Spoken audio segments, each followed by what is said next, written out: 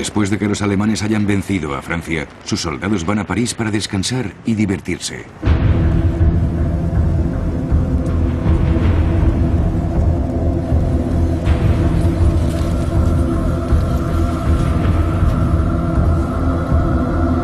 Uno de los soldados de permiso es el teniente August von Kagneck, de 19 años. Su unidad no ha tomado parte en la campaña francesa.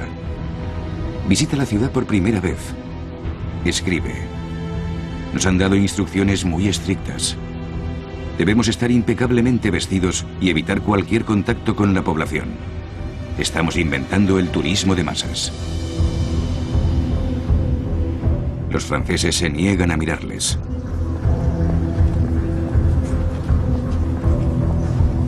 Algunos han empezado a resistirse.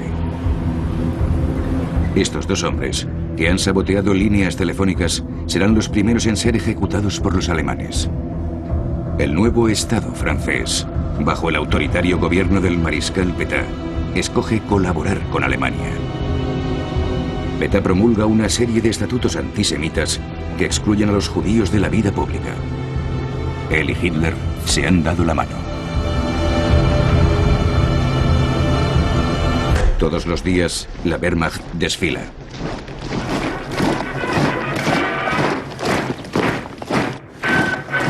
Los alemanes ocupan las capitales de Europa. Después de Praga y Varsovia, Bruselas, Luxemburgo, La Haya, Copenhague y Oslo. Las ciudades británicas han quedado devastadas por las bombas alemanas. Pero el país cierra filas alrededor de Churchill, con la providencial ayuda de Roosevelt. Roosevelt acaba de ser reelegido por tercera vez como presidente de Estados Unidos. Aunque la opinión pública estadounidense sigue oponiéndose a la guerra, declara: debemos ser el gran arsenal de la democracia. Solo parte del equipo que envía a Gran Bretaña consigue llegar. Todos los barcos británicos en el mar corren un gran peligro. El océano Atlántico está lleno de submarinos alemanes.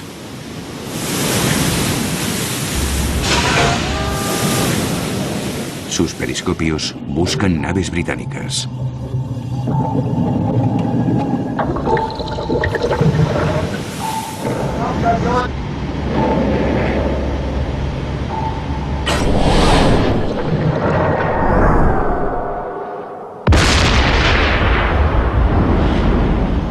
Churchill está preocupado. Pronto nada conseguirá llegar. Y el resultado de la guerra parece incierto. Gran Bretaña es una isla, lo que es una ventaja, pero también una desventaja. Pero es la única esperanza de los países ocupados. Los submarinos alemanes, o U-boats, tienen ahora los puertos franceses a su disposición. Agrupados, estos lobos del Atlántico usan torpedos y cañones y consiguen hundir 4 toneladas de barcos británicos solo en 1941.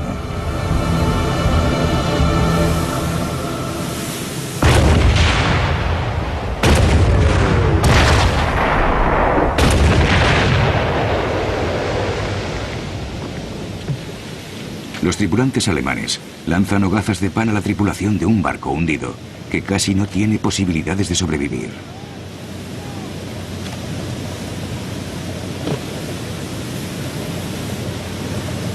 Morirán de sed, hambre, frío o asfixiados por el combustible.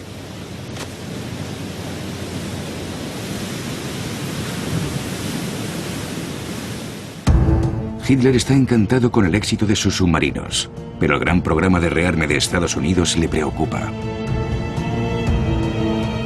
Le dice a su secretario, Bormann: dentro de un año Estados Unidos estará listo para entrar en guerra. Si tenemos que enfrentarnos a ellos, necesitaremos más materias primas. Esas materias se encuentran al este. Necesitamos conquistar ese espacio vital. Entonces Gran Bretaña perderá la esperanza y firmará la paz. Y será demasiado tarde para los estadounidenses. Ataquemos Rusia lo antes posible. Hitler bautiza el plan de invasión como Operación Barbarossa, por el emperador medieval Federico Barbarossa. La Wehrmacht empieza a concentrar las tropas al este. El teniente von Kahneck se marcha a Polonia. Los prisioneros polacos y los judíos han empezado a trabajar en varios proyectos de construcción. Hitler quiere construir una autopista que cruce Polonia para desplazar a su ejército hacia la nueva frontera con Rusia.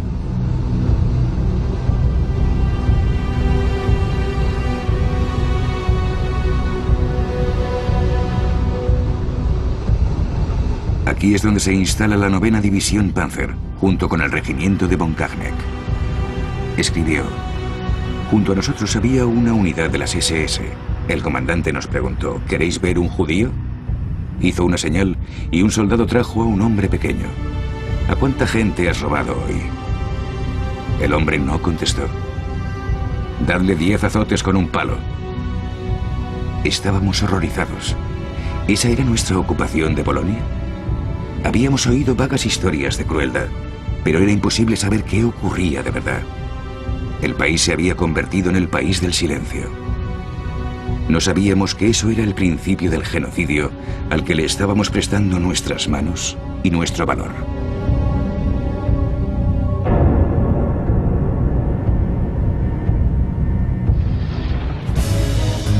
Hitler posterga sus planes de una ofensiva al este. Tiene que ayudar a su aliado, Mussolini, que quiere luchar su propia guerra. Il Duce acaba de ser aniquilado en África por los británicos. El ejército italiano corre desordenadamente por el desierto. Para rescatar a Mussolini del desastre, Hitler envía a uno de sus mejores generales a Libia. El general Rommel, junto con su división blindada, los Afrika Korps.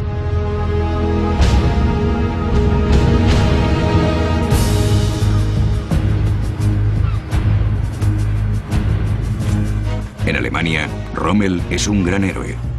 Es el hombre que se hizo con Cambrai, Arras, Rouen y Cherburgo en mayo y junio de 1940. Y es un auténtico nazi, un partidario que ha servido a Hitler con gran celo y eficiencia desde el principio.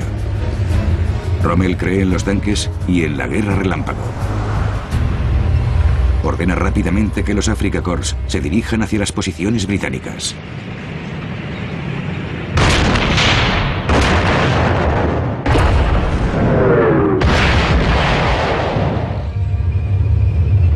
Rommel ya se está ganando su propia fama. Los británicos hacen circular su foto con la descripción: este hombre es peligroso. Hitler ataca a Grecia, un país que Mussolini ya ha intentado conquistar. Tras su Blitzkrieg en los Balcanes y su ocupación de Yugoslavia, lanza sus paracaidistas sobre Creta. Hitler ha protegido su flanco sur para la invasión de Rusia, pero ha perdido un tiempo precioso.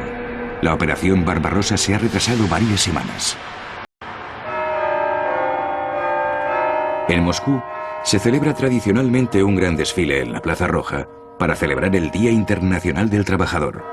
Este año ha habido preparativos especiales. Stalin quiere causar buena impresión a los alemanes. Ha estado recibiendo información de sus espías que avisan de un ataque inminente, pero le cuesta creer que Hitler se atreva a romper el pacto de no agresión germano-soviético tan pronto. Los alemanes asisten al desfile. El mariscal Timoshenko, comisario del pueblo, y el ministro de Defensa de Stalin parecen saludarles con gran respeto.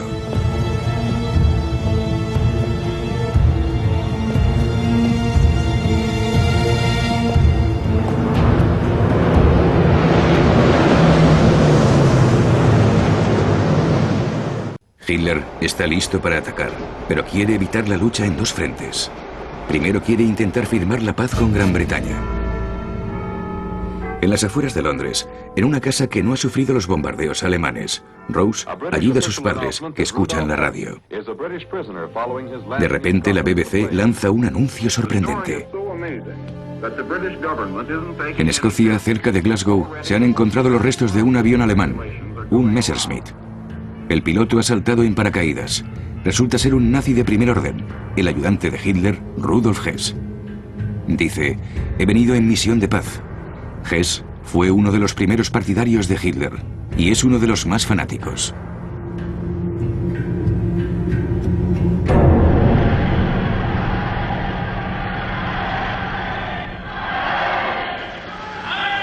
Die Partei ist Hitler! Hitler aber ist Deutschland, wie Deutschland Hitler ist! Hitler Sieg! Hess cree que el papel que ha tenido no ha sido tan glorioso como el de otros líderes nazis. Quiere demostrarle a su Führer que él, Rudolf Hess, es la única persona capaz de encontrar una manera de salir del conflicto con Gran Bretaña. Pero le encierran inmediatamente.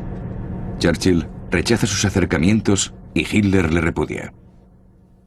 Hess se quedará en la cárcel durante el resto de su vida. Mientras tanto, los informes de espionaje indican que Hitler planea invadir la Unión Soviética, pero Stalin los ignora. Igual que hace caso omiso del último mensaje enviado por Richard Sorge, un espía soviético con base en Tokio. El documento, que data del 30 de mayo de 1941, avisa de un ataque alemán. De hecho, Stalin continúa enviando materias primas al Reich. Desde la firma del Pacto de No Agresión germano-soviético, ha exportado miles de toneladas de combustible, cromo y níquel a Alemania. Materiales que han ayudado a Hitler a conquistar Francia. La última carga se envía la noche del 21 de junio de 1941. El tren, que transporta toneladas de trigo, cruza la frontera a medianoche. Y el 22 de junio, a las 3 de la mañana, sin declarar oficialmente la guerra, los primeros zapadores de la Wehrmacht entran en territorio ruso.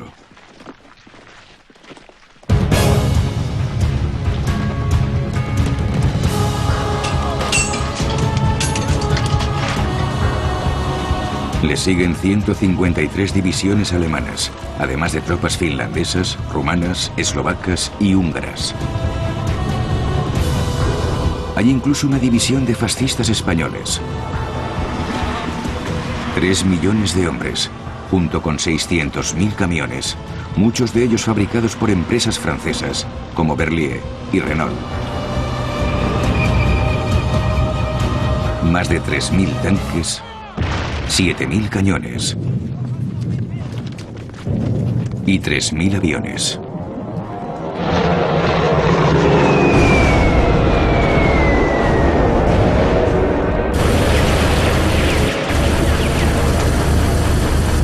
Al cabo de 24 horas, 1.500 aviones soviéticos son arrasados en tierra.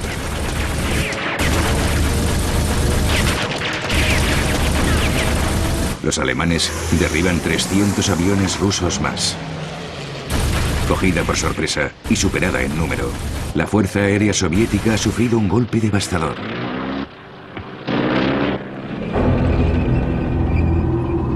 Los alemanes lanzan su ofensiva a lo largo de 3.000 kilómetros y en 3 direcciones diferentes. Hacia el norte está el objetivo ideológico, Leningrado, la ciudad de Lenin, la cuna de la Revolución Rusa, conocida hoy como San Petersburgo. En el centro, el objetivo político, Moscú, la capital de Stalin. Al sur, el objetivo económico, Kiev y Ucrania.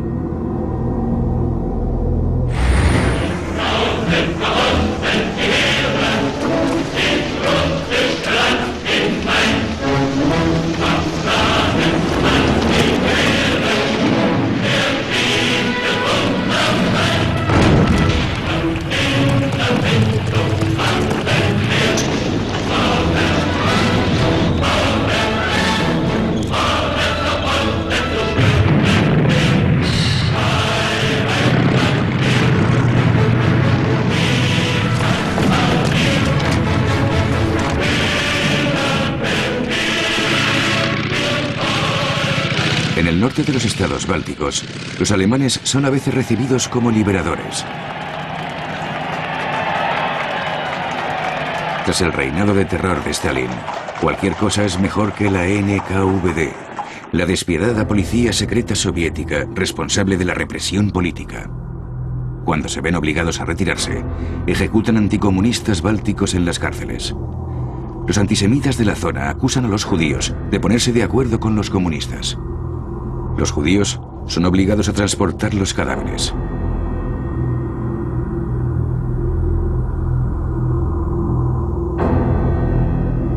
En los estados bálticos la gente empieza a organizar persecuciones de judíos, que los alemanes animan con instrucciones especiales como «No dejéis ningún rastro».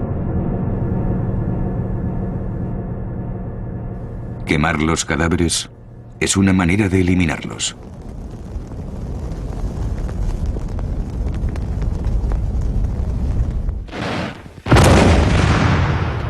En el frente central, el general Guderian, estratega de la lucha con tanques y defensor del Blitzkrieg, se queda retrasado en la línea Stalin, una serie de fortificaciones que los granaderos Panzer tienen que tomar al asalto. Guderian sigue avanzando.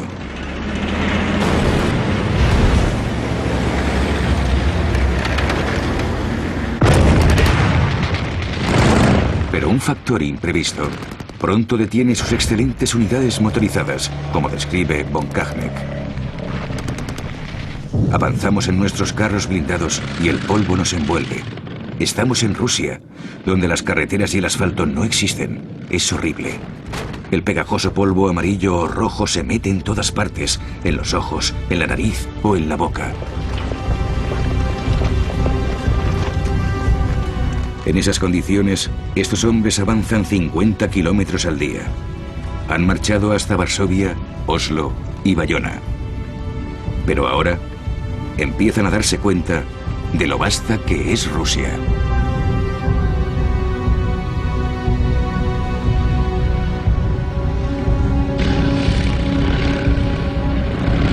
Centenares de kilómetros desaparecen sin ver ni un solo pueblo. El camino cada vez se vuelve más difícil para los camiones de suministros, combustible y munición. Pero hay otra situación a la que los soldados alemanes deben enfrentarse. Los rusos se defienden bien.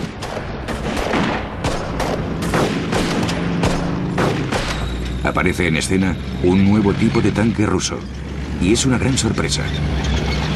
El T-34. Un monstruo de 30 toneladas, equipado con un formidable cañón y anchas cintas, que pueden llegar a cualquier sitio. Es superior a los tanques alemanes en potencia de tiro y grosor del blindaje, pero tiene una radio rudimentaria y una caja de cambios anticuada.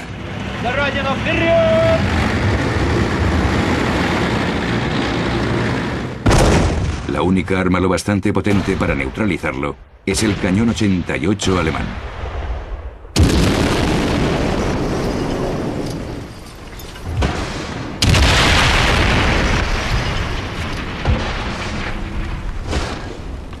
Aún así, los alemanes están mejor armados y su ejército es más fuerte.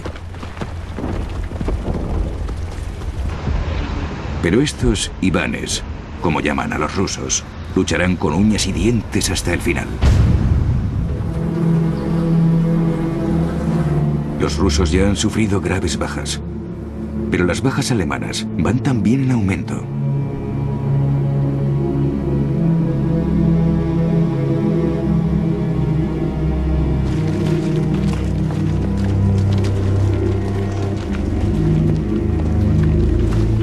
Los alemanes continúan progresando hacia sus 3 objetivos: Leningrado, Moscú y Kiev, y capturan ejércitos enteros.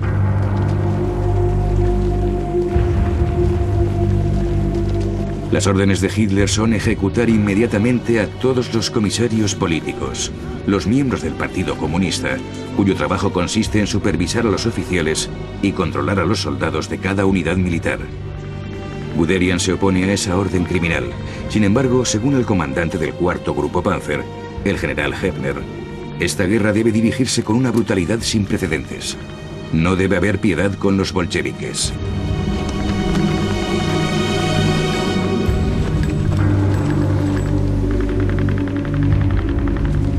Los bolcheviques, los rusos, luchan desesperadamente, cada vez con menos armas, a menudo con un solo fusil para 4 hombres.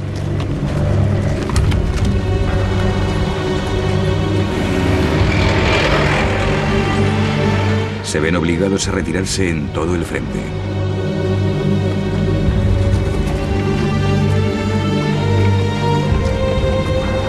Para Stalin las cosas tienen muy mal aspecto.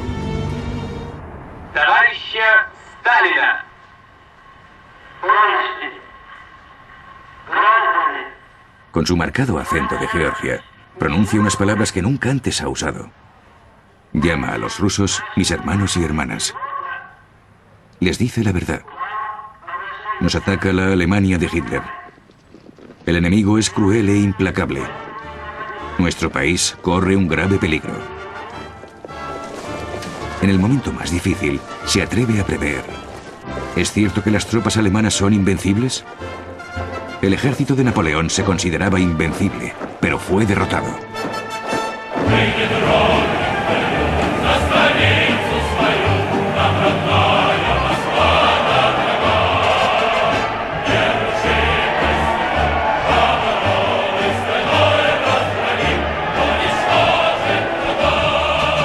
Ordena que las fábricas, junto con su maquinaria y sus trabajadores, se muden al este, a los montes Urales. Y da una orden absoluta a los granjeros y los campesinos. Abandonad vuestra isba, vuestra casa, destruidlo todo. No dejéis nada que pueda serles útil a los agresores fascistas de Hitler. Es la política de tierra quemada de Stalin.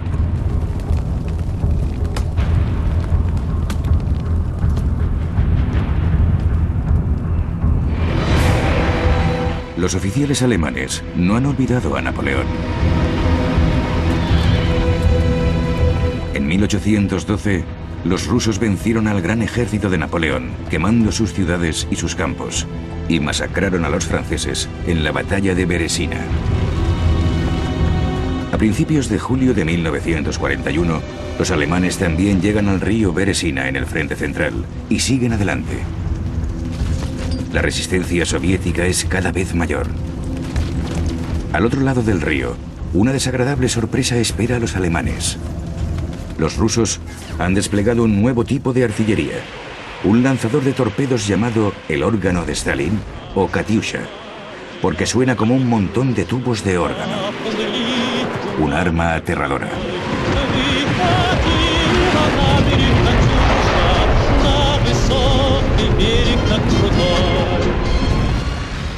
Pero nada puede detener el avance alemán.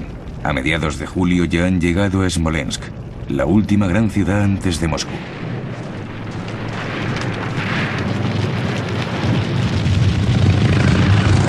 La batalla de Smolensk dura 3 semanas.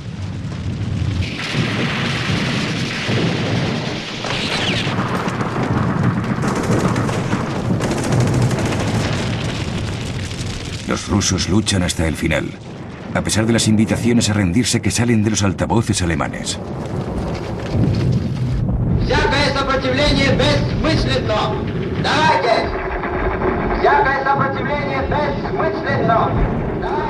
Muy pocos son hechos prisioneros. Algunos de los supervivientes se esconden en los profundos bosques y se convierten en insurgentes.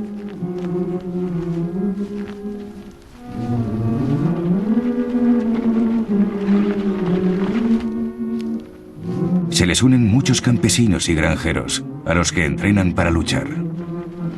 Persiguen a los traidores. Cortan las líneas de comunicación del enemigo.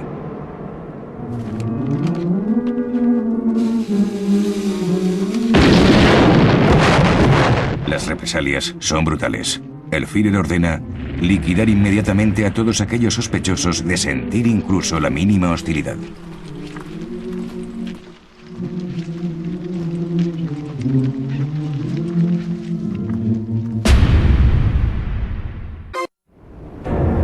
Hitler consulta al comandante en jefe de la Wehrmacht, el mariscal de campo Keitel. La operación Barbarossa se ha ralentizado.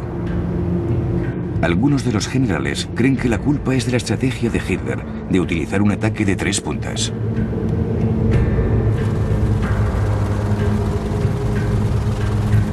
En lugar de eso, el mariscal von Bock, comandante del grupo del Ejército Central, Quiere que todas sus fuerzas se concentren en Moscú. A Hitler no le gustan los generales que se atreven a contradecirle. El general Guderian está allí. Insiste. Estamos a solo 350 kilómetros de Moscú. No entiende usted nada, dice el Führer. No sabe nada de economía en tiempos de guerra. Primero necesitamos el trigo de Ucrania, para que no nos maten de hambre como hicieron durante la guerra anterior. Moscú no es nada más que un símbolo. Nos ocuparemos de ella después. Ordena a Guderian que se desplace al sur, hacia Kiev, para poder envolver en un movimiento de pinza a los ejércitos rusos que siguen operando en zonas aisladas en la retaguardia de la Wehrmacht.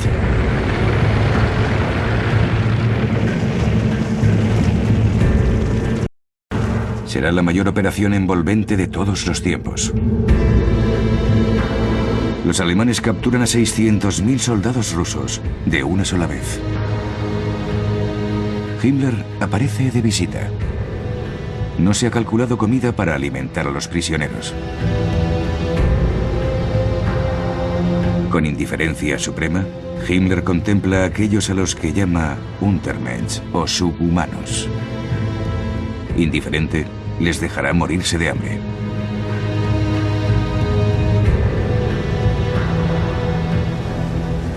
El teniente von Kahneck escribe: hemos vivido bastante bien en Ucrania. Teníamos todo lo que necesitábamos: huevos, mantequilla, fruta, leche y vino. Un vino tinto excelente de la zona del Mar Negro.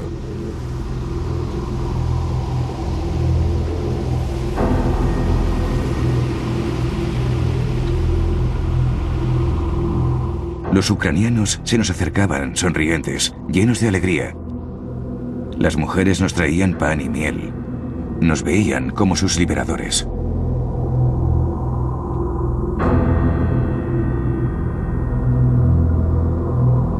Los ucranianos tienen muchos motivos para odiar a los rusos, especialmente a Stalin, que a principios de los 30 orquestó una política de hambre que mató hasta 7 millones de personas. Muchos ucranianos, algunos antisemitas, también incriminan a los judíos y llevan a cabo persecuciones, como en Solochiv, mientras los alemanes siguen adelante. De hecho, muchos ucranianos están de parte de los nazis. Pero Alemania desaprovechará la oportunidad de conseguir un aliado. El mariscal Göring, el segundo mayor rango del Reich, llega a Ucrania. Dice: ninguna boca inútil que alimentar. Los que puedan trabajar, trabajarán para el Reich. El resto morirá. Los que trabajen, darán todo lo que tienen, hasta que también mueran.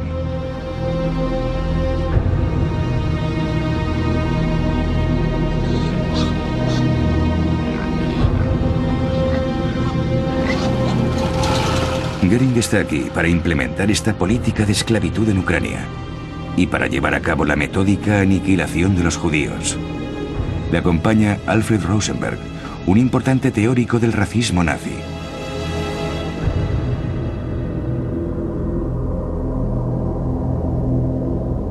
Himmler y Heydrich organizan unos comandos de ejecución llamados Eisengruppen, compuestos por miembros de las SS, policías y soldados de la Wehrmacht que persiguen a los judíos.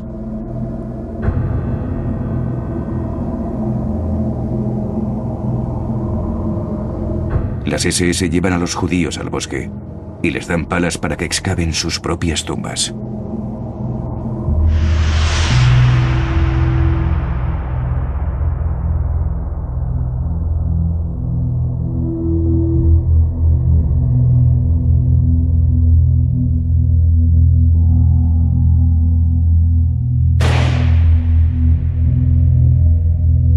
Pero deciden que el proceso es demasiado lento.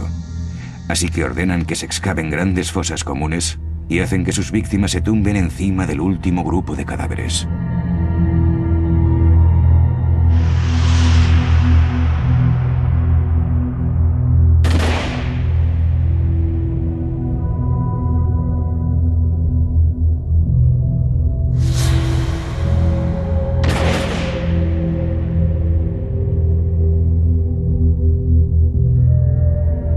Pero también este procedimiento es demasiado lento. Las SS preparan un barranco conocido como Babi Yar, cerca de Kiev. 33.771 judíos serán ejecutados en 2 días. Hombres, mujeres y niños.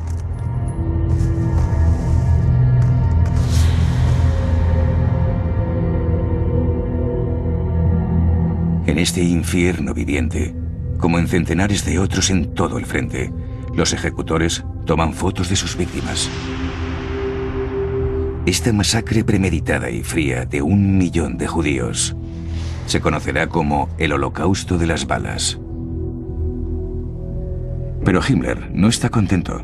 Ha asistido a una de las llamadas Actions de Unaisangruppen. Al ver el impacto psicológico que los asesinatos en masa tienen sobre sus soldados, empieza a buscar métodos alternativos. Esto llevará al uso de camionetas de gas, con los tubos de escape conectados al compartimento trasero y más tarde a las cámaras de gas. Al norte, empieza el largo asedio de Leningrado.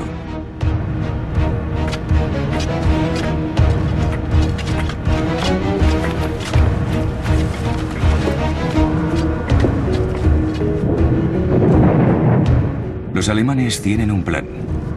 En lugar de luchar en las calles, dejaremos que nuestra artillería y el hambre hagan el trabajo.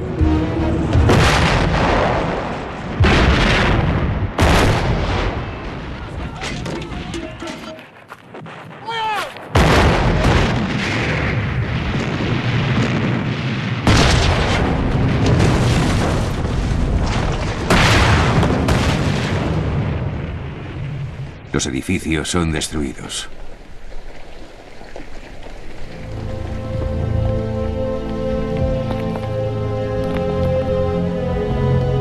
Uno de los elefantes del zoo es víctima de un ataque aéreo. El racionamiento de comida pronto cae por debajo del mínimo necesario, pero lo peor está por llegar con el invierno.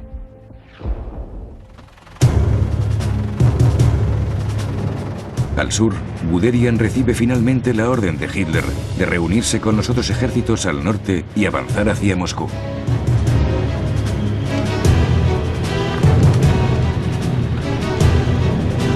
A lo largo de este enorme frente, desde Leningrado hasta Odessa, el avance hacia Moscú parece imparable.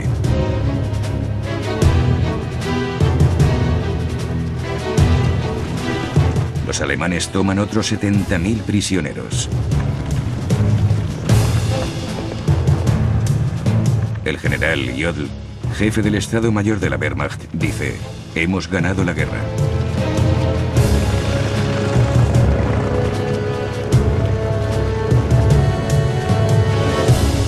Von Kahneck escribe: de repente tuvimos que enfrentarnos al más temible de los adversarios, la lluvia de otoño y el barro que los rusos llaman Rasputitsa.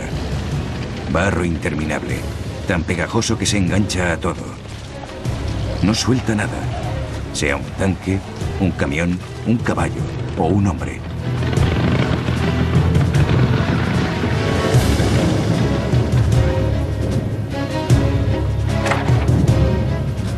Hace que cualquier movimiento se vuelva imposible.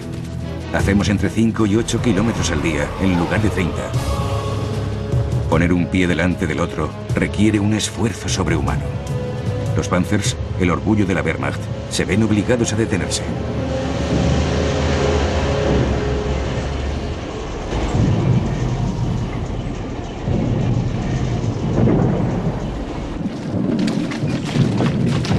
Hitler escribe a sus tropas: soldados del frente oriental, camaradas, hoy empieza la última batalla decisiva.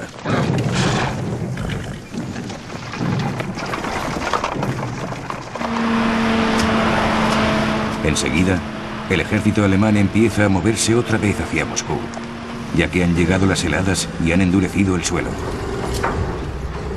El mundo contiene el aliento. ¿Derrotará Hitler a Stalin?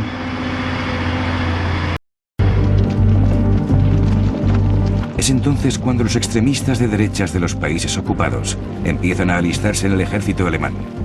Belgas, daneses, holandeses y los jóvenes de la LVF la Legión de Voluntarios franceses deciden llevar el uniforme alemán y luchar en el frente oriental.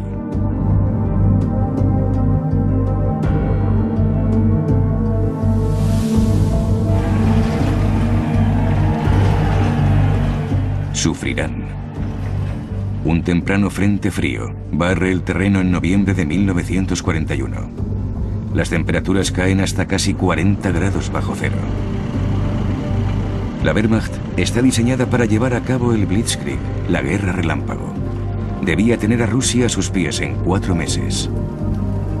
No está equipada para el invierno. Guderian escribe en sus memorias: era una terrible visión la de esos hombres hambrientos, insuficientemente vestidos, luchando por un triste refugio. Luchan por controlar incluso el más pequeño de los pueblos.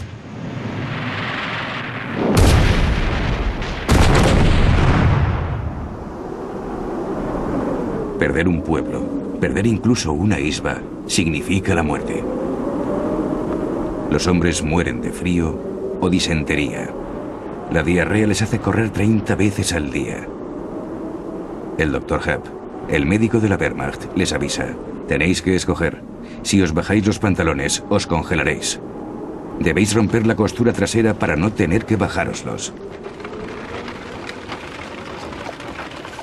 En un contraste brutal, los hombres del Afrika Korps en el desierto pueden freír huevos en las ardientes superficies de sus tanques mientras escuchan la canción de guerra Lili Marleen.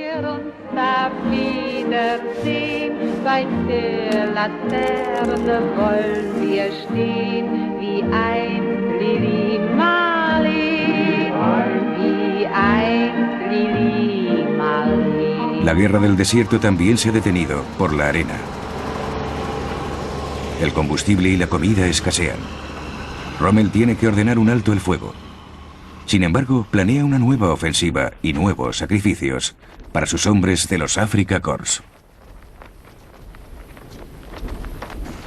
Mientras tanto, en el camino a Moscú, los alemanes ya no pueden lavarse o cambiarse de ropa.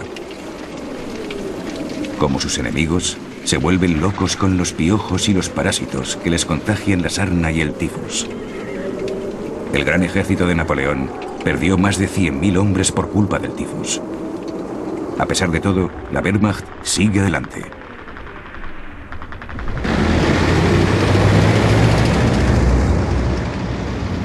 La vanguardia alemana llega a las afueras de Moscú e incluso hasta el final de la línea de autobús que lleva directamente a la Plaza Roja. Mientras el ejército soviético retiene a las tropas alemanas, Stalin ordena que el desfile para conmemorar el aniversario de la revolución se celebre como siempre.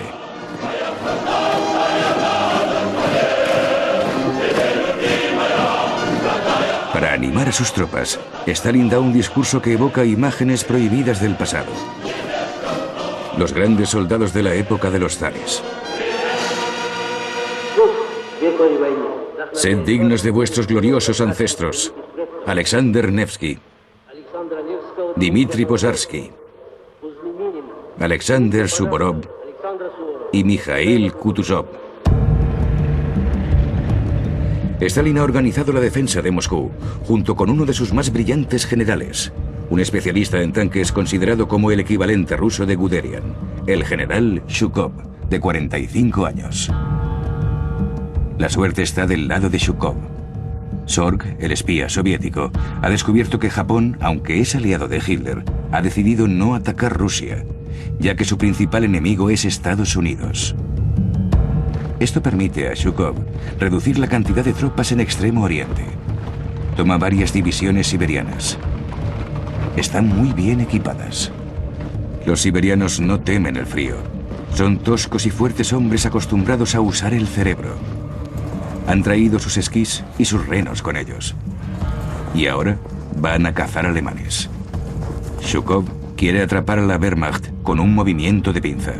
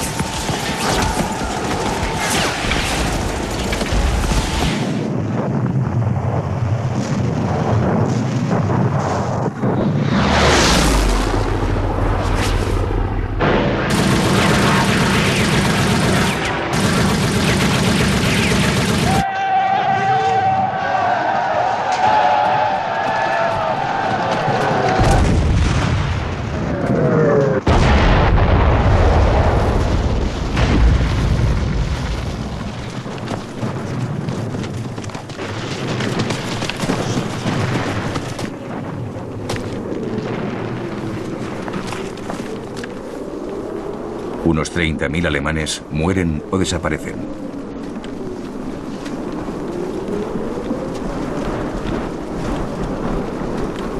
Miles son enviados a Siberia.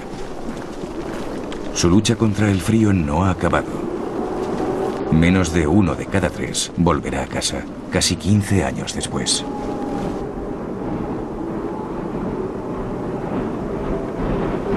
August von Kachneck está gravemente herido y es evacuado a Alemania.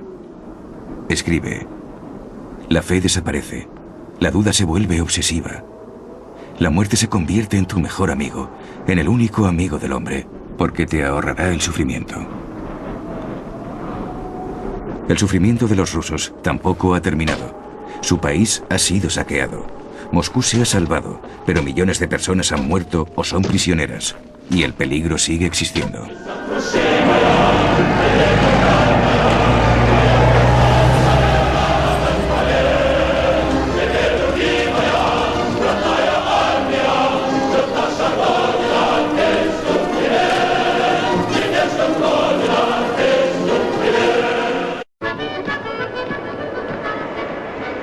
La Wehrmacht ha retrocedido 200 kilómetros.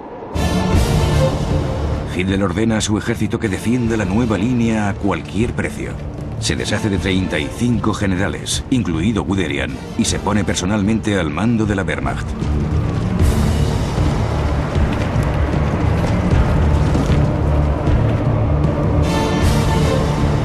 Conseguirá restablecer la posición de su ejército, reequipar a sus tropas y planear su venganza.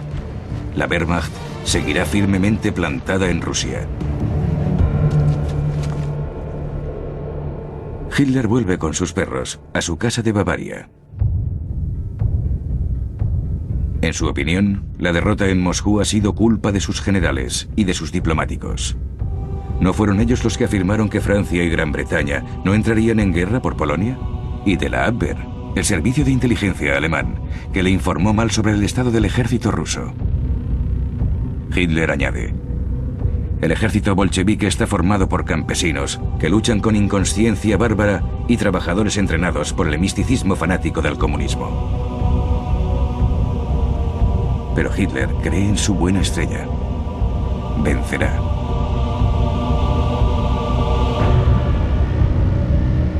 Puede relajarse en compañía de sus aduladores. Aquí, la amante de Bormann le presenta una estrella de cine alemana, la actriz Magda Schneider.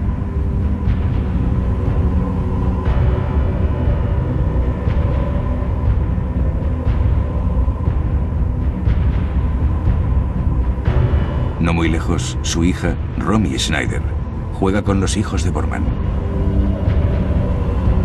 La vida en Alemania sigue siendo despreocupada. Los enormes bombardeos todavía no han empezado, y los que han sacrificado sus vidas en Moscú están demasiado lejos, enterrados en la nieve.